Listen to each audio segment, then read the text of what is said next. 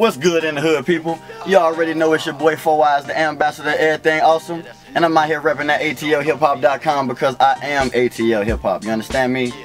Look at this face. You see the hip hop in this face? You see my cheekbones? That's hip hop. Picture me rolling, Tupac drop top in a two-seater. Head to toe, new era to my new sneaker. Chicago Bulls fitted if you seen the J's. They fresh like Eddie. atlhiphop.com. We chilling out with 4 Eyes. What's up, homie? It's good with it, Pam. How y'all doing out there? ATL Hip Hop. It's real wonderful to be here. Thank you for having me. I am very happy to be here.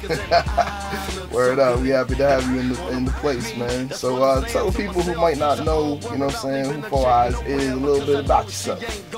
If you ain't never heard of a thug like myself, I am 4 Eyes, you understand me? The ambassador of everything awesome.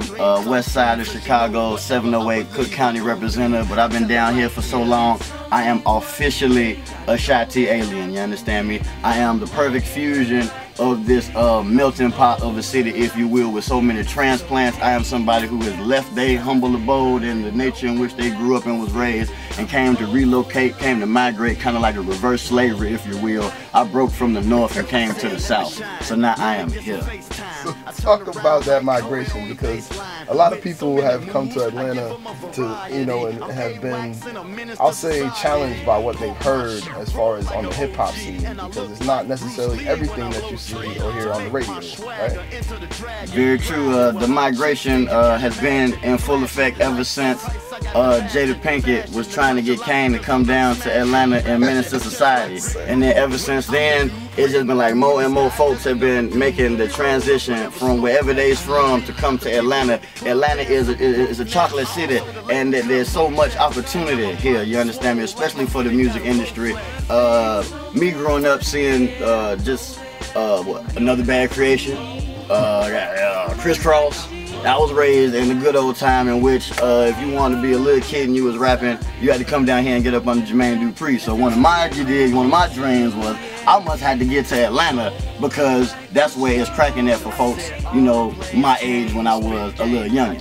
Only for time to have gone on 10 years, 20 years, and it's the same thing when you watch television. They're showing Atlanta, they're showing a lifestyle that people want to associate with and be connected with, and they don't have that same chemistry where they might be located. So people, you know, you gotta get up, get out, and get something, as the phrase goes. So people make the necessary trip to follow their dreams and bring things to fruition. So Atlanta folks come from everywhere because this is the new Motown, as they say. When you say the new Motown, would you say that the sound that you get here is partly derived from those influences, or does Atlanta have its own sound?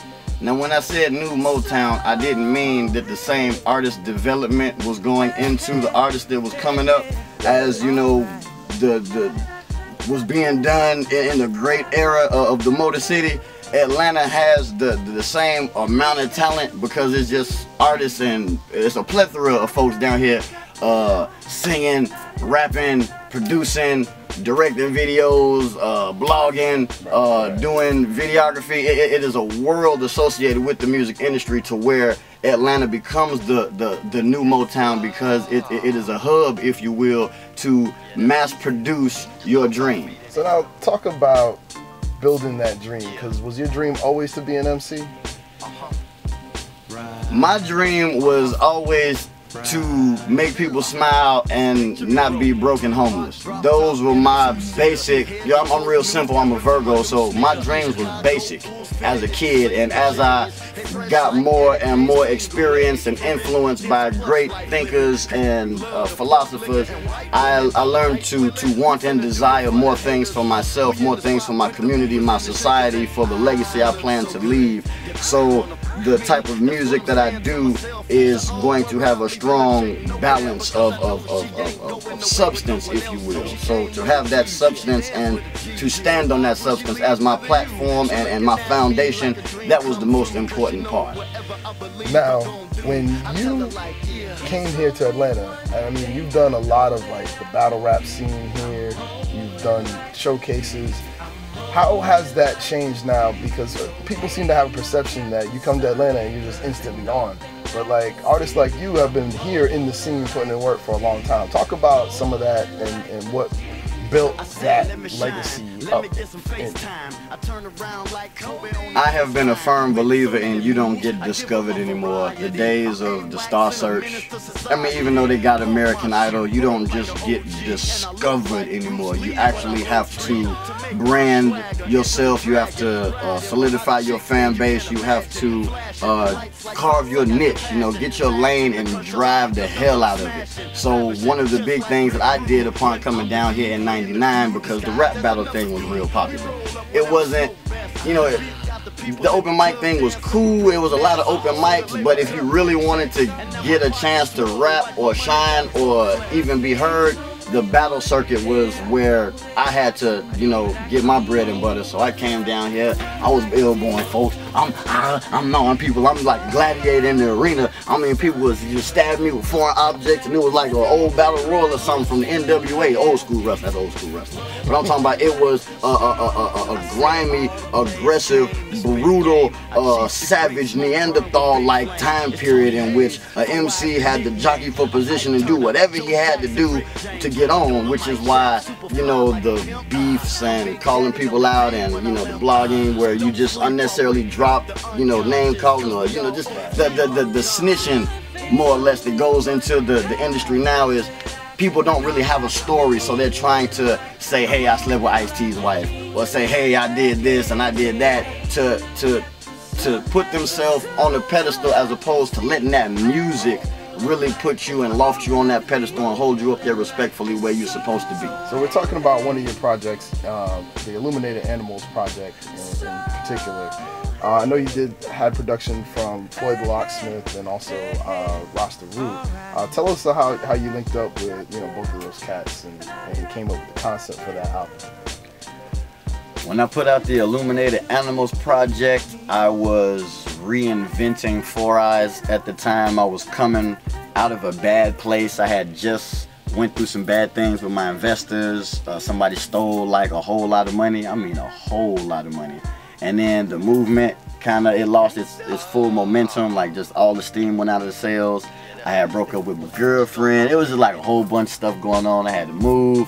So I was kind of reinventing myself and starting back from the origins in which I came, and hip-hop was the essence of that origin. So I wanted to make some music that was a reflection of the true nature of what I was going through and just good music. So I teamed up with Floyd the Locksmith and DJ Rasta Root, who I had already been working with at the time, but just the more we were working, it was like us coming together and fine-tuning our chemistry, if you will. Well, tell everybody where they can catch you at, find this music and all that stuff online, social media and everything, man. I swear to God, for the love of my raped ancestors, when y'all be like, Four Eyes, where can we find some of your music? I said, God damn it, we live in an age of information. What are you, fucking retarded? Go to your Google search engine and type the number 4 and then an I, a Z, and an E. And I promise you, a plethora of shit will pop up. You understand me? I'm talking about a multitude of things will appear on your screen. I mean, a cornucopia, if you will, of videos, songs, pictures, anything you want, it's all there. I mean, I got a Twitter thing, I got a Facebook thing, I got a SoundCloud thing, but just Google Four Eyes and then pick your poison. Pick your fucking poison. Right up. And if you haven't seen the sticker around Atlanta, you slipping. I would like to apologize for polluting the metropolitan city of Atlanta with the red and white Four Eyes sticker campaign that we did a few years ago. Those stickers are still bright and shiny and still up all over the city, and I have paid multiple fines in various counties for the work that we did. But I would like to take this time, since this is Atlanta hip hop, I would like to apologize to the city of Atlanta for being a hip hop nigga. I'm sorry, but it's just me.